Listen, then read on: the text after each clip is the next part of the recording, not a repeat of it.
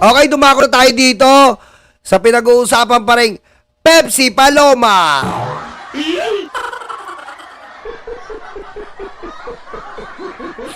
Eto na. Igan sa Pepsi Paloma movie ni Daryl Yap. Malabong payagan ng MTRCB. Abay, siyempre. Putek. Paano papayagan ng MTRCB yan? Sabi ko sa'yo, Daryl Yap, hindi ka papayagan ng MTRCB. Pamangkin yun eh. Diba? Ano papayagan ng MTRCB yan? O, basahin natin ang sinabi ni Igan.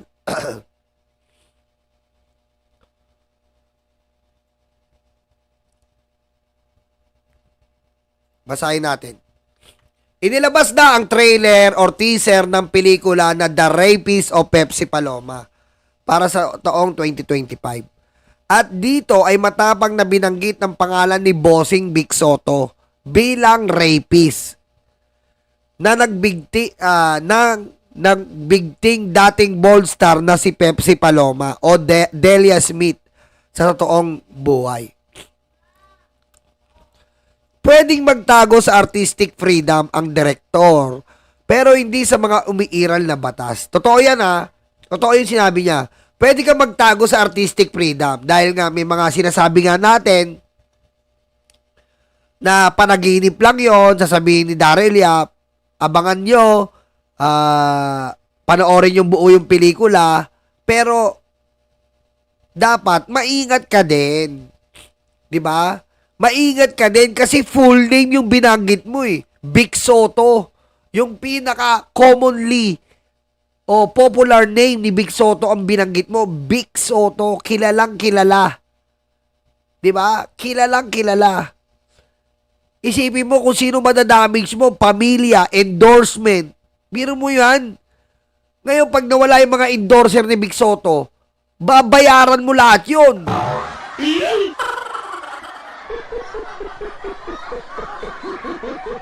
Babayaran mo lahat yun. Yung mga Tide, yung mga Procter & Gamble, yung mga Pure Gold, babayaran mo yan, Daryl Yap, sabi ko sa'yo.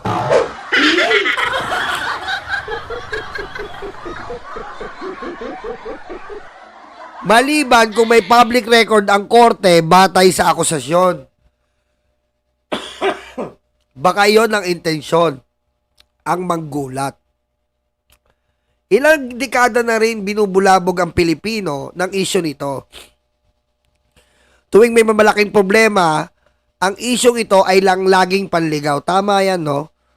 Yung issue na to, lagi itong panligaw eh. Kumbaga, pantakip to sa lahat eh.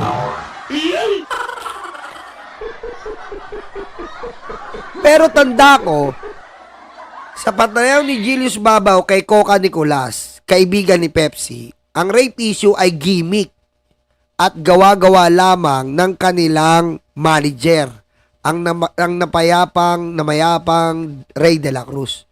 'Di ba? 'Yun nga ang ano natin eh. Kumbaga, ganito po kasi yan eh.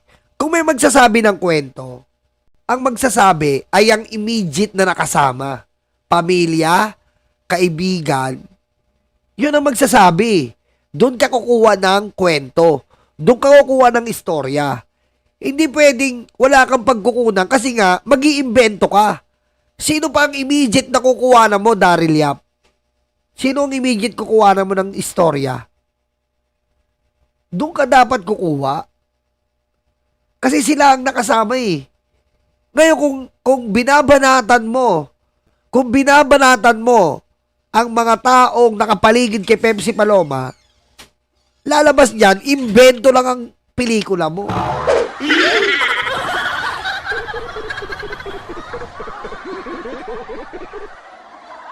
Dalawang Soto ang tumatakbo sa eleksyon 2025.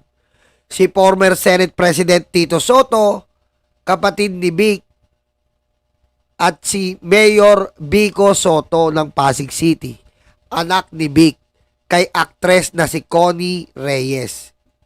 Napaka-controversial ang nasa likod ng pelikula at ang pag-iingay nito ay malinaw ng paghingi ng simpatsya. Dahil malabo itong mapayagan ng MTRCB na may hayagang paninirang puri o defamation. Sino ang source or of information ng eksenang napanood? O ito ba ay bahagi ng isang panaginip ng mga karakter? Ayan. Kumbaga, ayan ang sinasabi natin, hindi rin ito makakarusot sa MTRCB. At saka nga pala, ikaw nga pala kaalaman na, tumigil-tigil ka. Alam mo, isa pa to si kaalaman eh. Si kaalaman. Ikaw kaalaman ha. Alam ko sikat ka. Huwag mo kaming arte-arte yan na binubuhay mo na naman yung Pepsi Paloma for the views. Ilang beses mo na pinakailabangan to. Ang tigas ng mukha mo, kaalaman. Ha? Di ba may ginawa kang video dito tungkol kay Pepsi Paloma at pinapalabas mo pa nung nawala ka, kinidnap ka nila, Tito Soto. Ang tigas ng mukha mo, kaalaman. Tumigil-tigil ka. Ha? Huwag mo kaming daari sa mga arte-arte mo. Ilang beses mong pinakinabangan to, kaalaman. Ha? Huwag kang mangmang.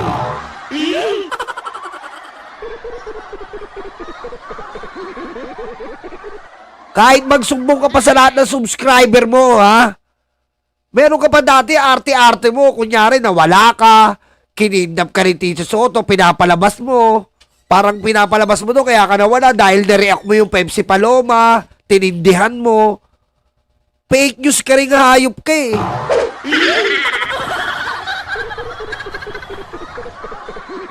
Tigilan mo kami, kaalaman, ha? Tigilan mo kami. Babanggayin ka namin, sabi ko sa'yo. Sabi ko sa'yo, kaalaman. Kasi nga hayop na to, kaya lang po ako nanggigigil. Pinipake news niya yung mga kabataan eh. Yung mga nakasubscribe sa kanya mga kabataan na walang alam. Makapal mukha na ito eh.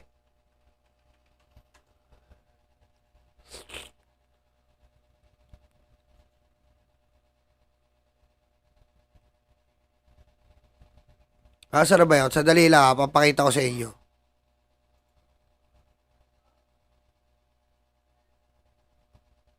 Ayan o. He knows and I know he knows RIP. Ayan o. Oh. Umayos-ayos ka, kaalaman ha. Kaalaman, umayos-ayos ka. Ang dami mo nang kinita sa Pepsi Paloma at sa TBJ. Pahiya ka naman. Tindi ng mukha mo.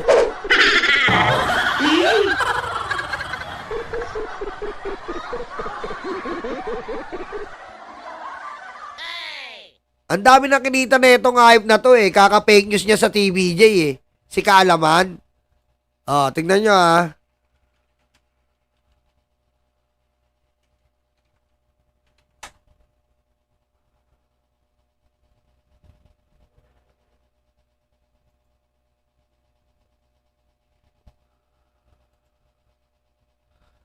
Ayan o, eto yun o.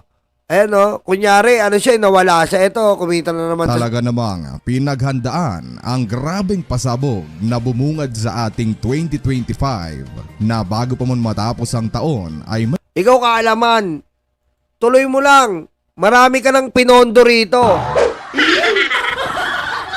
Sinita na kita nun. Mali. Ang desisyong ito, buddy. Eto, ayan o, siya nagpasimula nito kaya maraming kumalat. Ayan o, Pepsi Paloma and Spolarium. Spolarium Story. Ayan o, eto isa si kaalaman ng nag-ano neto eh. Kabubuan dapat title netong hayop na to eh.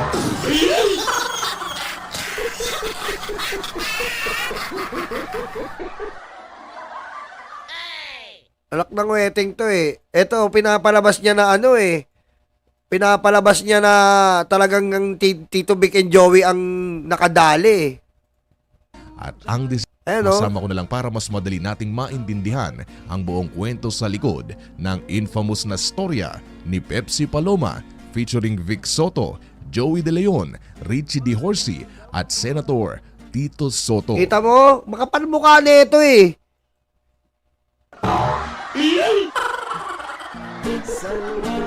Dueñas Smith. And you're right, it sounds like an American name, half Filipino. Tigilan mo, tumigil ka na kaalaman, ang tindi ng mukha mo. Pumatas ka. Bungas.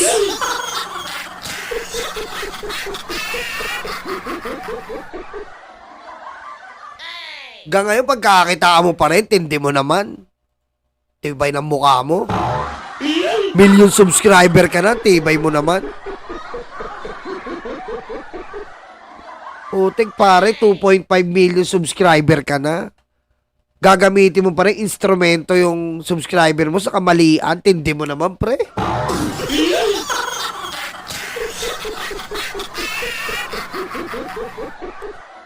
Huwag natin kalimutan na ang chairman at CEO na ngayon ng MTRCB ay walang iba kundi si Lala Soto, anak ni Tito Sen at pamangkin ni Vic.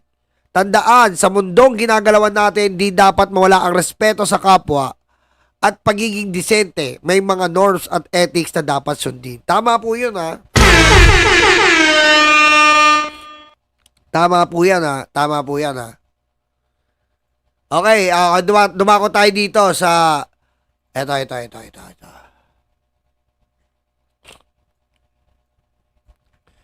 The legal aspect of Daryl Yap's movie. Madami nagsasabing libelous ang movie and demolition job daw ang movie against Tito Soto para mabawasan siya ng vote sa senatorial ball. Sabi ni Jesus Falsis to. Tama naman sila pero may lusot ba si D sa kasong libel? Sabi kasi ng iba, freedom of expression and historically accurate naman na may accusation of rape against Vic Soto, so lulusot. What does the law on libel say? A libel is public and malicious imputation of a crime or of a vice or defect, real or imaginary, or any act, omission, condition, status, or circumstance tending to cause the dishonor, discredit, or contempt of a natural or juridical person or to blacken the memory of one who is dead. Yan sabi. Pasok sa lahat ng elements. May defamatory imputation of a crime, rape. Number 2, published online or as a film. Number 3, identified clearly si Vic Soto. Number 4, malice. Sa fourth and last element lang pwede makalusot si D. May malice ba o wala? May mali siya ba o wala? Ang sabi ng Supreme Court, kapag celebrity or public figure ang involved, the complainant, Vic Soto, must prove may actual malice ang accused. Si Daryl Yap. Actual malice requires reckless disregard of the truth or falsity of defamatory imputation. If the accused can prove the truth, na totoong may rape at ang rapist ay yung in-identify, then walang actual malice. Kung mapuprove niya po na si Vic Soto talaga ang nang-rape, okay, walang malice. Pero, sa puntong ito, wala po siyang mapuprove na gano'n. Na paano man ni-rape ni Vic Soto yun? Paano magre-rape ni Vic Soto yun? Hindi na ano yung kaso? Hindi nga nag-prosper? Di ba?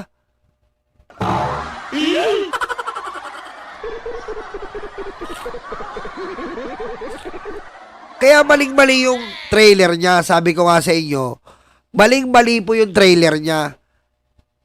Ni-rape ka ba ni Vic Soto? Oo! Putik, no?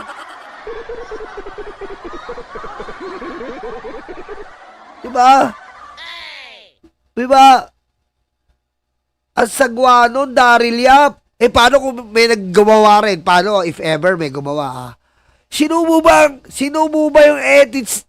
Sinubo ba yung edits mo ni Daryl Yap? Halimbawa lang, may gumano na, nag-trailer din. Oo! Diba? Ang sagwa rin nun. Parang ganun lang yun eh. Diba?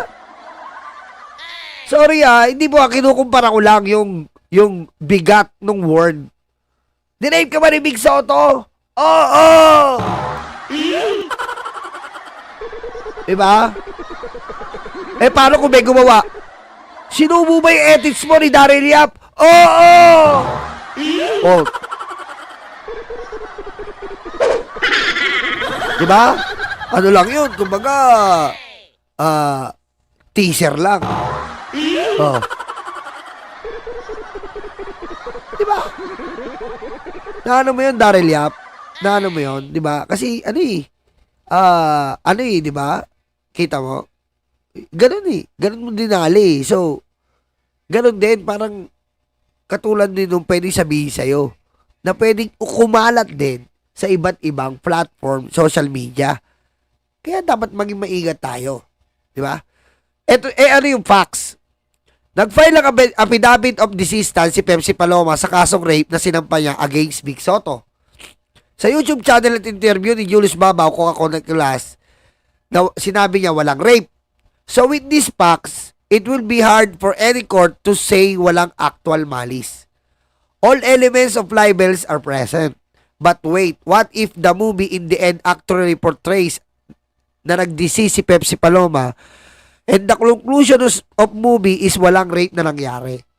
Number 1, duda ako. Alam ko from my sources, may PR demolition again, job against top senatorial balls. Totoo yan.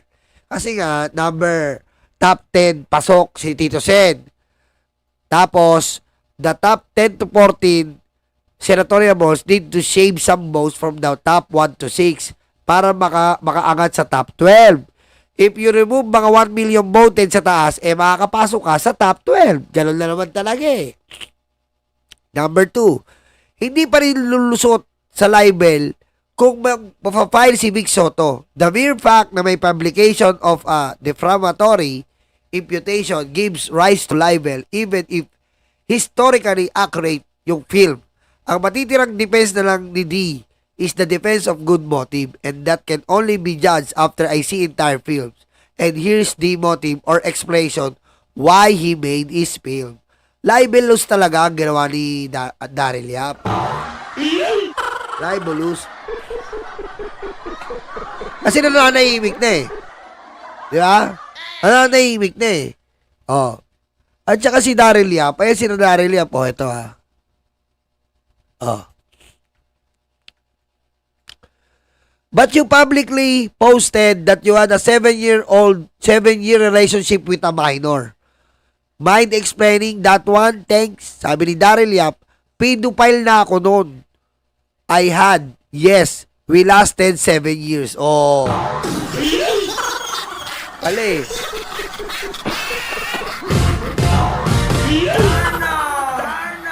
Kumbaga, kung titimbangin po natin ang Pepsi Paloma, mas matimbang po to. Kasi nga po, siya mismo umamin, pedophile siya.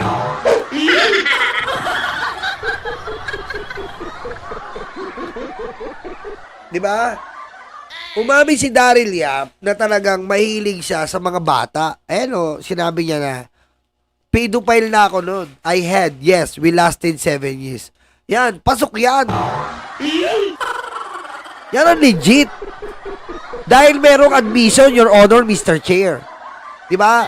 May admission kay Mr. Daryl Yap na siya ay pedophile.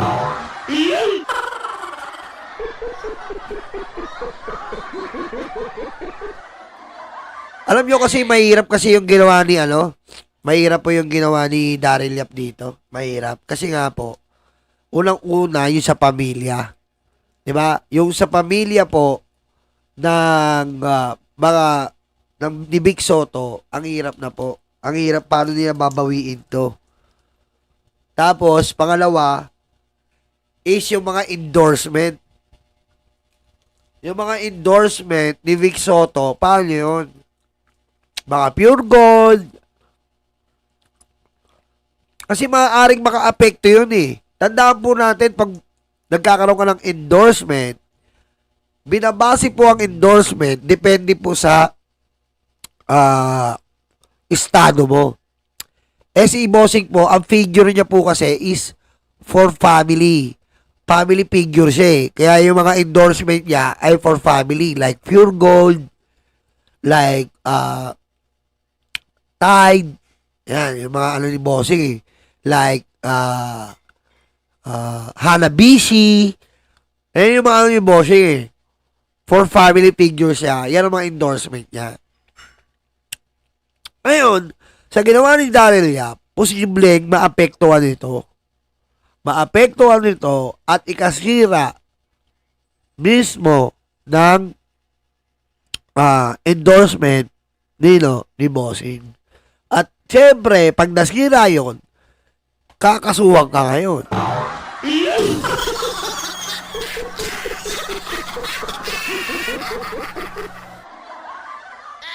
Di ba? Birch Tree. Mami Irene, Daddy Armin, hello. Birch Tree, di ba? Ayan ang mga endorsement eh. Kasi out of nowhere, babarat ka lang ganito na pati yung mga nakasama ni Pepsi Paloma ay lantaran mong sinisiraan. Mali yan, Daryl Yap. Tama, Kaiti. Reputation damage. Tama. Siniraan mo reputasyon eh. Di ba?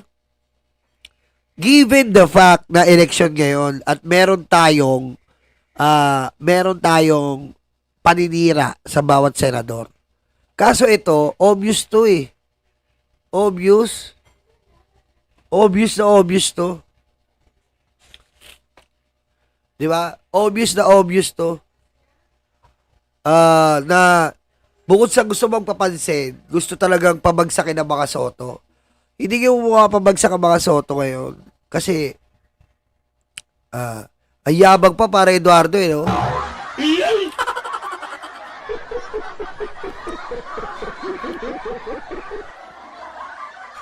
Grabe, pero tapos magmamalinis ka, yung pala ikaw, napakadumi mo. Sumusubo.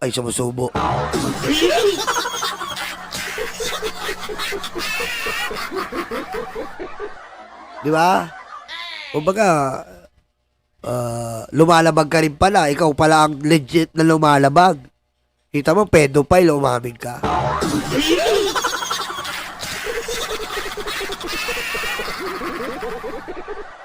Di ba? May tanong tayo, Jong Lorante. Ano nagawa ni Soto ever since? Sinong Soto po? Sinong Soto? Anong tanong po? Sinong Soto? So, sinong Soto? Jong Lorante. So, ikukumpara natin si, ano gusto mo? Lito Lapid, Tito Soto. So, kay Lito Lapid tayo. Ganun ba gusto mo? Sino gusto mo? Bong Revilla, Tito Soto. So, kay Revilla tayo. Ganun ba gusto mo palabasin? Linawin mo nga. Ha? Sino ba? Sino gusto mo? Alam mo ba? Alam mo ba ginaganyan gawin mo si Tito Sen? Ha? Yung batas si Tito Sen tungkol sa mga libel, yan ang ginagamit ngayon ng mga, yan ang umiikot na ginagamit ngayon bilang proteksyon individually. Ayan ang ginagamit dahil kay Tito Sen yan dati, binabanatan nila ngayon. Nagagamit nila ngayon. Konting didemanda nila. Oh. Dahil yan kay Tito Sen. Di ba? Oh. Ano gusto mo? Pipiliin ko si Lito Lapid.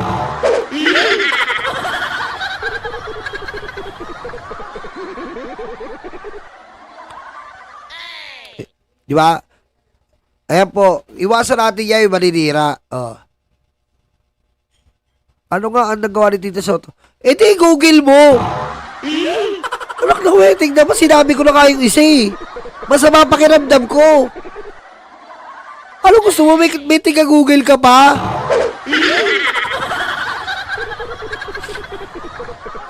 Awa ka naman, di na nga ako makahinga dito. Pinipilit ko na lang eh. I-google ko pa. Sinabi ko na nga yung isa eh. Ano ba? Hindi na nga ako makahinga oh.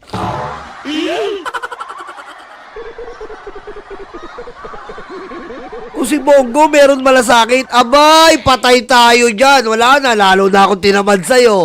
Si Bongo malasakit. Ay, wala na, putik, ba't binasa ko pa to? Mali, na-prank mo ako dun ah. Bakit binasa ko to? Na-prank ako dun ah. Putik! Na-prank ako nito, si Bongo malasakit. Putik. Wala na. Bad trip. Nabiktima ako.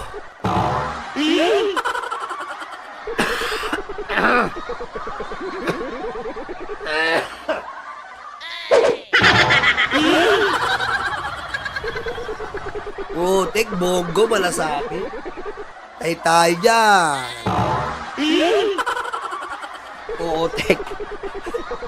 Putik, putang ina. Nabiktima ako ng DDS. Shit! Shit! Nabudol ako, paring tsupaig. Hayop, ang tanda ko to, nabudol ako ng DDS. Bad trip.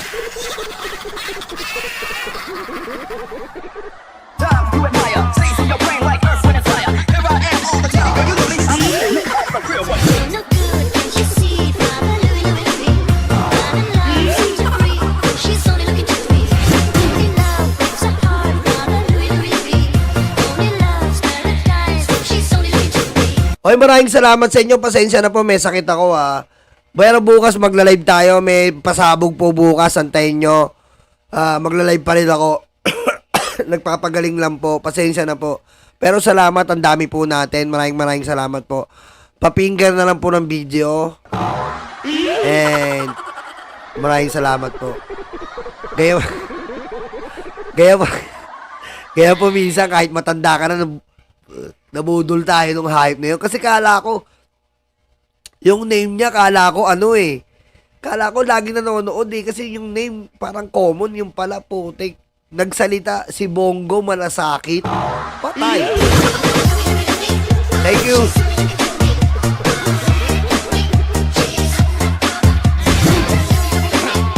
Maraming salamat po, maraming salamat. Thank you po ha. Yung mga hindi ko mababate, bawi na lang po ako. Pasensya na po. Barado na, barado. This is the mix of DJ Johnny.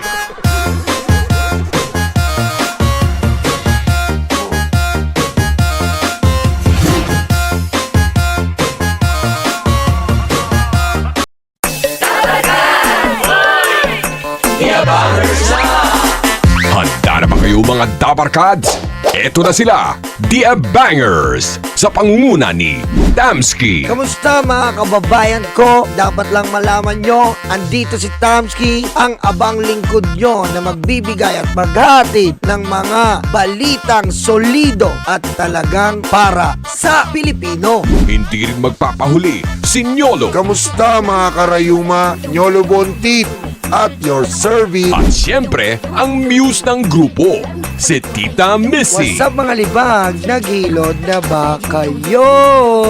Ako nga pala ang inyong Tita Missy, ang impaktang reyna ng mga libag. Mawawala pa naman sa eksena ang VMB family. Kaya mga kalibag, tutok na. The Bangers.